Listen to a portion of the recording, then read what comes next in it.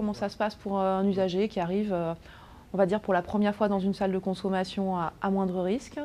Déjà, on va faire avec lui un premier entretien d'inclusion qui va permettre de recueillir des données aussi sociodémographiques, enfin, de la personne, d'où elle habite, quel âge elle a, homme, femme, enfin voilà, des informations assez basiques au niveau de le recueil de données, et qui va aussi permettre de poser les premiers éléments en termes de sa consommation.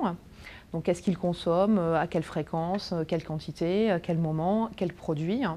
Et aussi, le premier entretien va permettre aussi d'expliquer le fonctionnement de la salle de consommation, les règles de fonctionnement à l'intérieur, et que cette personne y adhère. Donc en fait, on va demander la signature d'un contrat entre l'usager et la structure, en fait, la salle de consommation, qu'il accepte, sur lequel on pourra revenir après s'il y a des petits dysfonctionnements dans les modalités d'application. Une fois que le premier entretien est effectué, après on va remettre une carte avec un numéro, c'est un code en fait, pour que la personne soit enregistrée, soit identifiée comme faisant partie effectivement de la file active et des personnes qui peuvent venir à la salle de consommation. Enfin, il va se présenter, on va dire, à un espace où il va pouvoir demander un ticket pour s'il veut aller consommer en salle pour l'injection ou pour l'inhalation, puisque ce sont les deux choix qu'on a retenu et qu'on souhaite proposer dans la future salle de consommation à Paris. Donc un ticket lui est remis,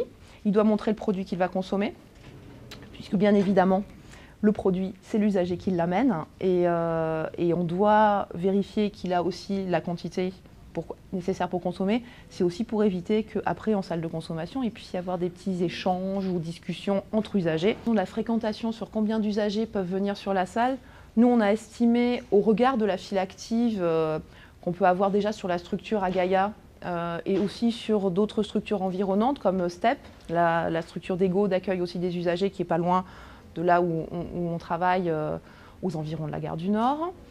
On a estimé qu'on aurait entre 150 et 200 passages par jour. Dans la salle de consommation, on trouve différents acteurs médico-sociaux.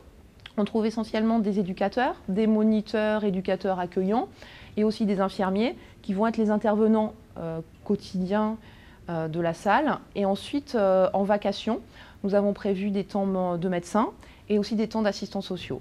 Donc, pour permettre essentiellement de l'orientation vers les structures de droit commun, vers les autres structures aussi médico-sociales.